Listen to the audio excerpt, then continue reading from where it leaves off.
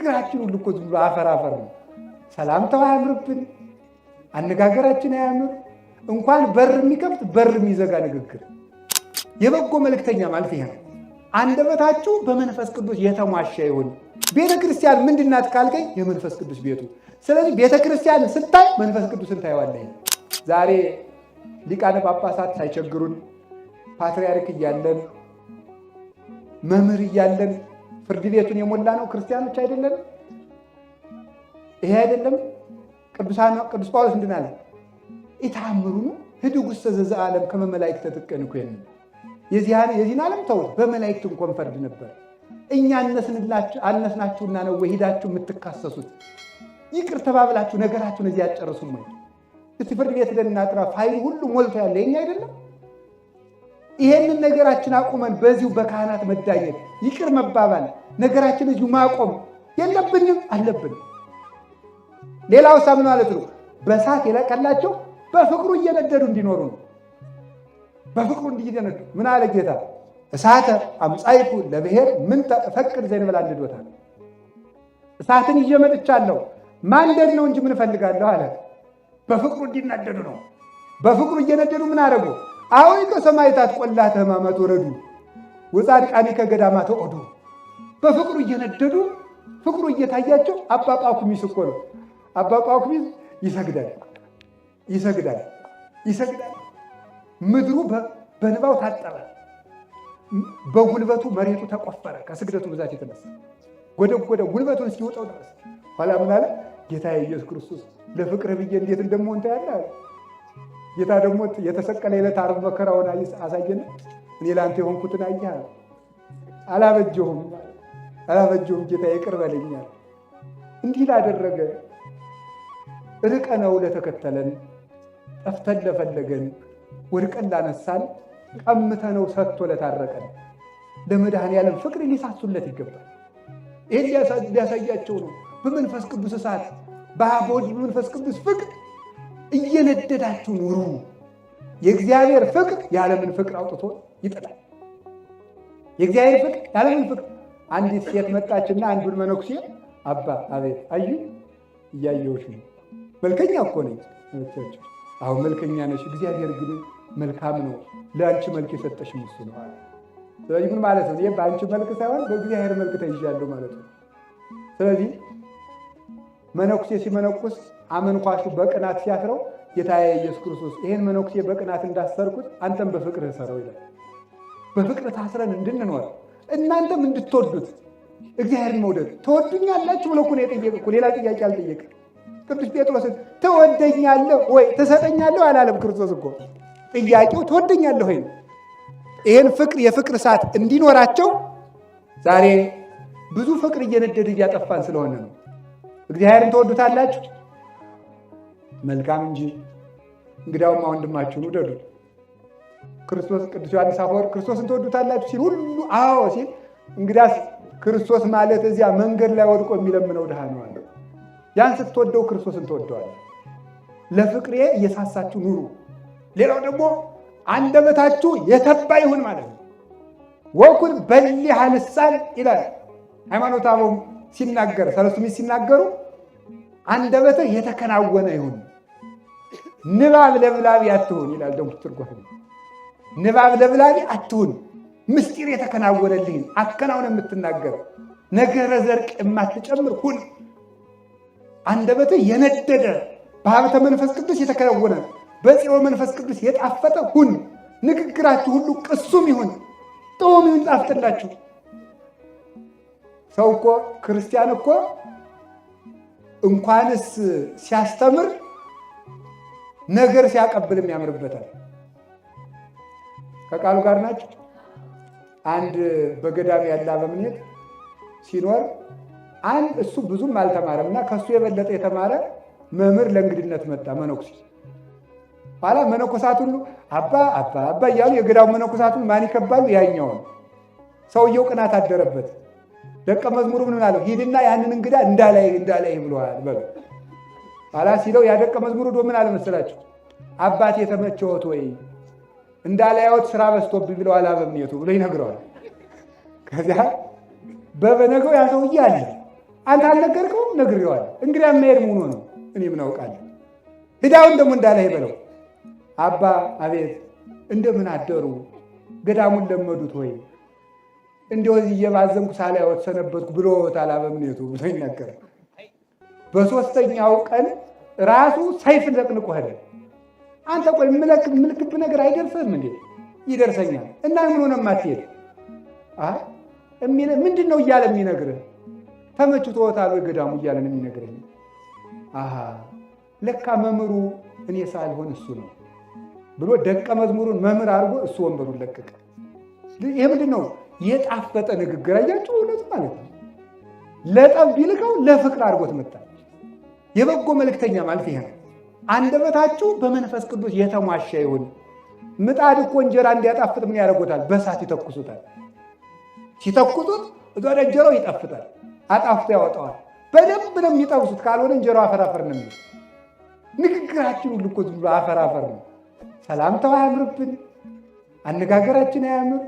እንኳን በር የሚከፍት በር የሚዘጋ ንግግር። ይሄ ሁሉ ነገር እንዲጣፍጥ መንፈስ ቅዱስን በእሳት አምሳል ላከላቸው። ከዚያ ምን አለ? ወመላ ኩሎ ቤተን ያልኳቸው። ይሄን ከመጨረስ በፊት 50ኛውን ቀን ልናገርና ትምህርቴን ልጨርስ። አንድ እስራኤል በ40ኛው ቀን በ50ኛው ቀን መንፈስ ቅዱስ ሕግ ልኮላቸዋል ብያቸዋለሁ። በ50ኛው ቀን በሙሴ በተራራው የቤተ ክርስቲያን መተዳደሪያዋ ሕግ የተላከላት ዛሬ ነው። ማለት ምን ማለት ነው? ክርስቶስ ያስተማረው ወንጌል በሐዋርያት አእምሮ የተቀረጸ ዛሬ ነው። በ50ኛው ቀን መንፈስ ቅዱስ ሲወርድ የእስራኤል የእግዚአብሔር ጉባኤ እስራኤል የሚተዳደሩበት የእግዚአብሔር ሕግ በ50ኛው ቀን በጉን በተቀበሉ በ50ኛው ቀን እንደወረደ ክርስቶስ በተነሳ በ50ኛው ቀን የቤተ ክርስቲያን ልቧ የሚባለው የእግዚአብሔር ሕግ ወንጌል የወረደ ወይም በሐዋርያት ይነስእ እምኔ ወይም የረክሙ ኩሎ ወያዘክረክሙ ኩሎ፣ እኔ ያስተማርኳችሁን ያስታውሳችኋል፣ ይነግራችኋል። ጰራቅሊጦስ መስቶ ያስተምራቸዋል እንደተናገረ ጌታ ያስተማራቸውን መልሶ ገለጠላቸው። የእስራኤል ልደታቸው በ50ኛው ቀን እንደተጀመረ የቤተ ክርስቲያን ልደቷ ዛሬ ተጀመረ። ማን? መንፈስ ቅዱስ የወረደለት። ወበዛቲ ዕለት ተፈጸመ ፍስሐ ለቤተ ክርስቲያን ይላል ሊቁ። በዚህች ቀን የቤተ ክርስቲያን ልደቷ ተፈጸመላት። አግናጤዎስ ዘአንጾኪያ የሚባል ሊቅ ሲናገር መንፈስ ቅዱስ የት ነው ካልከኝ ቤተ ክርስቲያን ይችትልህ። ቤተ ክርስቲያን ምንድናት ካልከኝ የመንፈስ ቅዱስ ቤቱ። ስለዚህ ቤተ ክርስቲያን ስታይ መንፈስ ቅዱስን ታየዋለህ። ስለዚህ በቤተ ክርስቲያን ስትኖር ከአባትህ ከመንፈስ ቅዱስ ጋር ትኖራለህ። ስለዚህ ምን አደረገ? ተመልከቱ። የቤተ ክርስቲያን ልደቷ እዚህ ተጀመረ። ለምንድን ነው? ክርስትና መንፈስ ቅዱስ በሰጠው ስልጣን ነው የምንነሳው። የቤተ ክርስቲያን ልደት ቁርባን መንፈስ ቅዱስ በሰጠው ስልጣን ተቀድሶ ነው የምንቆርበው። ክህነት መንፈስ ቅዱስ በሰጠው ስልጣን ነው። ጌታ ሐዋርያትን እጅ ጭኖባቸው ፕትርክና ሰጥቷቸው አድረገ። እነሱ እጅ ጭነው ሾሙ። ያንን መንፈስ ቅዱስ በ50 ቀን ወዶ አጸናው። ክህነት የመጣ ቤተክርስቲያን እኮ እኛን በ40 በ80 ቀን ከጥምቀት የምትወልደን በመንፈስ ቅዱስ ባገኘችው ልደት ነው። ስለዚህ መንፈስ ቅዱስ ስለወረደ የክህነት ልደት ነው፣ የወንጌል ልደቷ ነው፣ የሥርዓተ ቤተክርስቲያን ልደቷ ነው፣ የጥምቀት ልደቷ ነው፣ የቁርባን ልደት ነው፣ የተክሊል ልደት ነው። ተክሊል የሚፈጸመው ሜሮን ተቀብተን ነው። ሜሮን የምንቀባው መንፈስ ቅዱስ በዘይት ስለሚመሰል ነው። ዘይት ተቀብተው ነገስታት እንደሚነግሱ መንፈስ ቅዱስም ቅባት ፍስት ነውና ልጆቹን ስለሚያከብር የሰማይ ነገስታት ስለሚያደርግ ወአጽአርከ በክብር እንዳለ ነብዩ። ስለዚህ ቅባት ፍስት ነው፣ የህይወት ቅብ ነው እሱ። ከዚህ የተነሳ መንፈስ ቅዱስ በመውረዱ ቤተ ክርስቲያን ተወለደችልን፣ ተክሊላችን ተወለደ፣ ክርስትናችን ተወለደ፣ ቅዳሴያችን ተወለደ፣ ክህነታችን ተወለደ፣ ሲኖዶሳችን ተወለደ።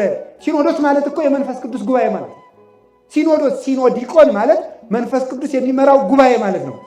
አጠቃላይ የቤተ ክርስቲያን ልደቷ ዛሬ ሆነ። የእስራኤል ልደት መቼ ሆነ? በተራራው በ50ኛው ቀን። የቤተ ክርስቲያን ልደት በ50ኛው ቀን ሆነ። እስራኤል ያንን ቀን የእሸት በዓል ብለው አከበሩት። ከአዝመራው መጀመሪያ እሸቱን ቀመሱ። የመንፈስ ቅዱስ እሸት የሆነው ዛሬ መንፈስ ቅዱስ ወርዶ ለሐዋርያት የስብከት እሸት አቀመሳቸው። እነዚያ እሸቶቹ 3000 ምዕመናን ናቸው። ስለዚህ ምን ተባለ? በዓለ ሰዊት፣ የእሸት በዓል፣ የበረከት እሸት ቀመሱ። የስብከታቸውን ፍሬ ዛሬ ቀመሱ እና መምህር በጻሕን መምህረ መምህራን መምህር በጻሕንም ዛሬ መንፈስ ቅዱስ እሸት ስላቀመሳቸው እንኳን ደስ ያለው በሏችሁ ሁላችሁ። በእውነት ማለት ነው። እነዚህ ይገርማችኋል። የሐዋርያት የመንፈስ ቅዱስ የመጀመሪያው እሸቶች በጰራቅሊጦስ በዓል ነው። የእሳቸውም የመንፈስ ቅዱስ እሸቶቻቸው አዝመራቸው 4 ዓመት ዘርተው ክርስቶስ ጭምር እኮ ነው። ክርስቶስ 3 ዓመት ከ3 ወር ይኸውላችሁ። በቤተ ክርስቲያን ጎደሎ ሞልቶ ትርፍ ትቶ መቁጠር የሚባል አለ።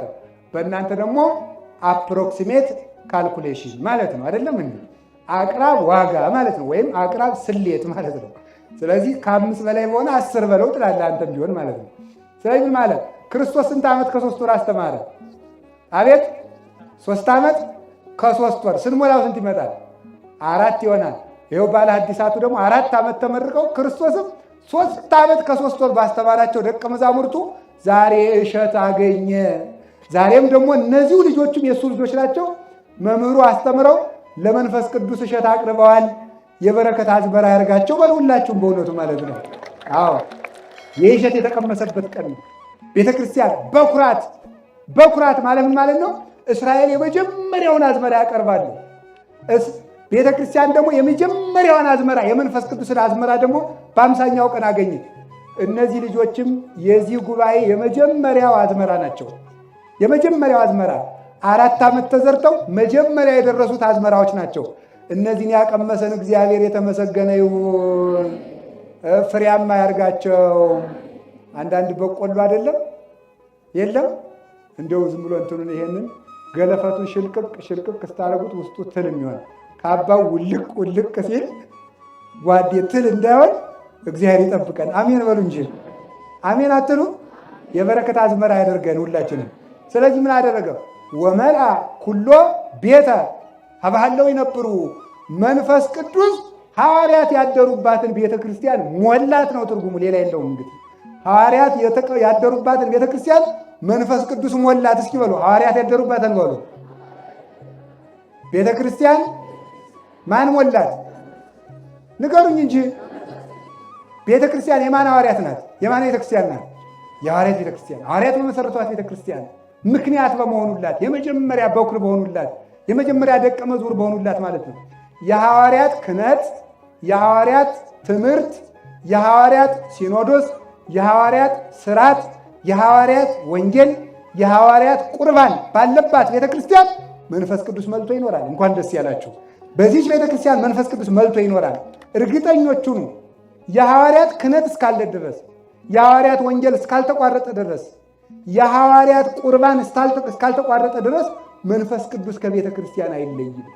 ለዚህ ነው እውነቴን እንገራችሁ፣ የትኛውም የበቃ አባት ብትሉት፣ የትኛውም ባይታዊ ብትሉት፣ የትኛውም መምህር ብትሉት አጋንንትን ለማሸነፍ ምን ላድርግ ብትሉት ከቤተ ክርስቲያን አትለይ ነው የሚለው። ለምን መሰላችሁ? ቤተ ክርስቲያን ውስጥ መንፈስ ቅዱስ ሞልቷል። እስኪ በሉ ሁላችሁም ቤተ ክርስቲያን ውስጥ መንፈስ ቅዱስ ምን አለ? ሞልቷል። እውነት ሞልቷል። በሁሉ ነው ሞልቶ ያለ። በነቢያት አድሯል አላ ነቢያቱን ታከብራቸዋለች። በሐዋርያት ሞልቷል። በእመቤታችንም አድሯል።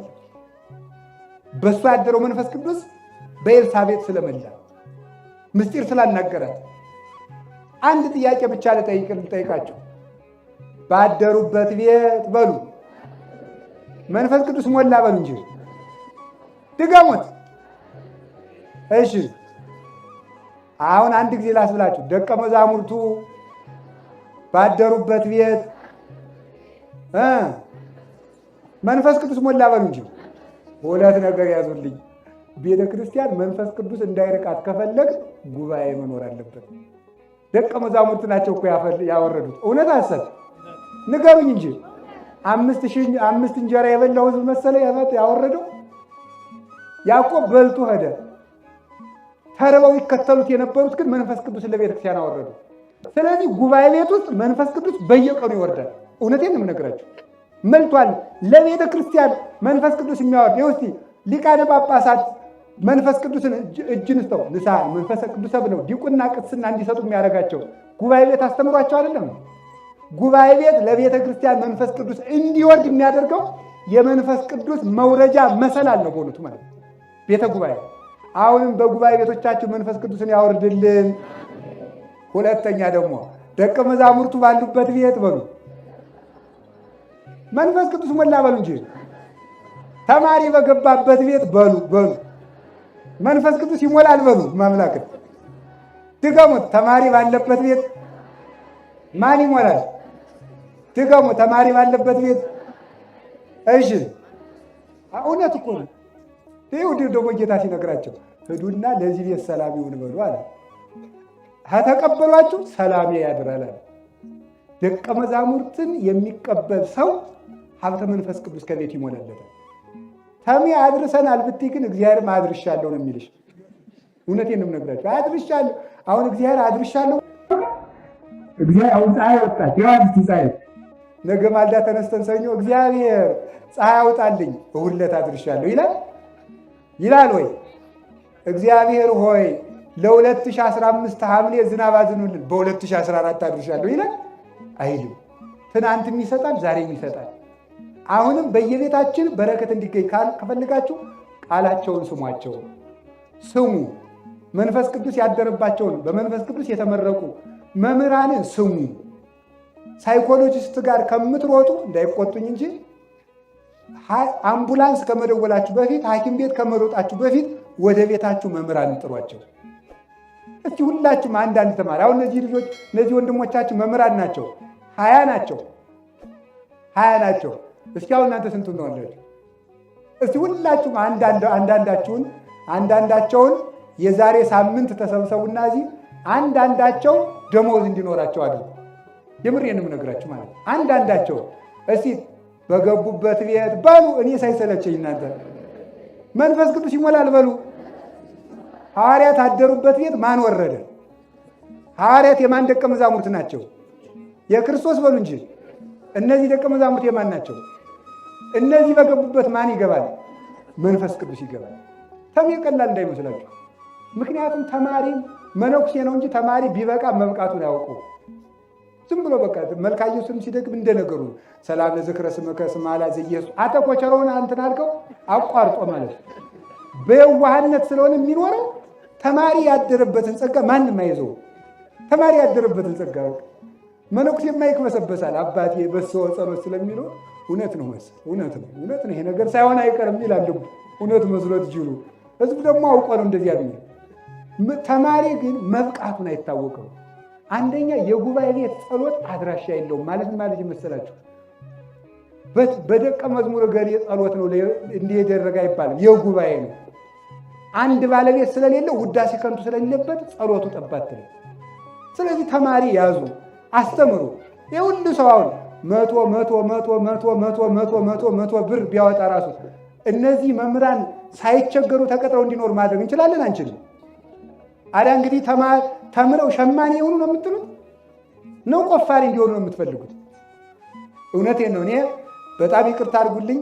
አስተዳደሩን የሚመሩ የሐዋርያት እንደራሴ ሆነው ያሉ ብፁዕ አባታችን አሉ፣ ስራ አስኪያጁም አሉ፣ የአስተዳደር ባለሙያዎች ሁሉ አሉበት። ግን እኔ እንደ ልጅነት የመጠቆም የምፈልገው የዛሬ ሳምንት ለጊዜውም ቢሆን እስኪቀጠሩ እንዳይቸገሩ ሲሆን በዚህ በሁሉም አድባራት እንዲቀጠሩ ብታደርጉ። በሁሉም አድባራት እንግዲህ እየመረቅን ከሜዳ ከለቀቅናቸው ብሉይና ሐዲስ ይዞ ጫማ የሚቀባ ከሆነ ድጓ ይዞ ጫማ የሚቀባ ከሆነ አቋቋም ይዞ የሚሸቅል ከሆነ እንዴት ነው ነገሩ? ኧረ ተው። ቅዱስ ጳውሎስ እኮ ብሏል፣ እንዲያው ተራራ የሚያህል ስብከት ሰብከን ድንብላል ያህል አንበላ ነው ብሏል። የእውነቴን እኮ ነው። ተራራ የሚያህል ሰብከን እስቲ ስብከታችን ይሁት። እውነቴን እኮ ነው ነግራቸው። የኔ ስብከት ጥሩ ነው አይደለም ያልኩት። ስብከት እኮ የሐዋርያት ነው፣ የኔ አይደለም። የነሱ ነው። የኔ ምን አለኝ? አባቶቼ የጻፉትና ያስተማሩ። ነፍሳችሁን አድነን ስጋችን አታበሉ። ምን ነውር አይደለም? እንዲወር አይደለም? ቁመን እንድንሄድ አታረጉ። እኔ ለኔ ያላልኳችሁም። እኔማ አሁን ተመስገን ነው። ዳቢ ያለ እዚያ ገዳም አይቸግረኝም። ቤተ እግዚአብሔር ያስፋ ይላል መነኩሴ ሲመርቅ። የገዳሙ ቤተ እግዚአብሔር ይስፋ ማለት ነው። እኔ ግን ለእነዚህ ደቀ መዛሙርት ስራዬ ብላችሁ እንድትተባበሯቸው እንዲቀጠሩም ቢሆኑ ጽፈው ደጉ ሰውም የግድ መቀጠር ብቻ አይደለም፣ ጽፈው ደጉ ሰው እያደሩ እንዲያስተምሩ እንዲደረግ የተወደቁ ማለት አለባችሁ። ውጭ ሀገር ያለ ወንድምም ካላችሁ አስተዋውቃችሁ መጽሐፍ እንዲደጉስ፣ ነጋዴ አጎትም ካላችሁ ንገሩት። 20 ተማሪ እንዴት ለኛ ይከብደናል? በፍጹም። ሀገረ ስብከታችን ደቡብ ጎንደር ሀገረ ስብከት ስንት አድባራት አሉ? በሀገረ ስብከት ውስጥ በጣም ብዙ። ለነዚያ እነዚህ ምንም አይዳረስም። ግን የመዋቅሩ ብቻ ሳይሆን የምዕመናንም ትግል ይጠይቃል እና እውነቴን ነው። እነዚህ ደቀ መዛሙርቱ በገቡበት መንፈስ ቅዱስ ይገባል። ማን ያሉት? ሐዋርያት ናቸው፣ እኔ አላልኩም። እነዚሁ መምህራን በገቡበት ሀብተ መንፈስ ቅዱስ እንዲገባ መድኃኔዓለም ቅዱስ ፈቃዱ ይሁንልን። ያሉትን የአብነት ትምህርት ቤቶችን ጠብቆ በረከተ መንፈስ ቅዱስን አይንሳን። ያስተማሩትን መምህር፣ ለዚህ የበቃችሁን ደቀ መዛሙርት፣ የባረኩትን ብፁዕ አባታችንን ቆርሳችሁ ያስተማራችሁ ሁላችሁንም ሁሉ እዚህ ያላችሁ የምስክር መምህራንም እነዚህ ልጆች የእናንተም ልጆች ወንድሞች ናችሁ። ሁላችሁንም እንኳን ደስ ያላችሁ። ይህን እሸት ያቀመሰን እግዚአብሔር ይመስገን። ስብሐት ለእግዚአብሔር። ይቆየን።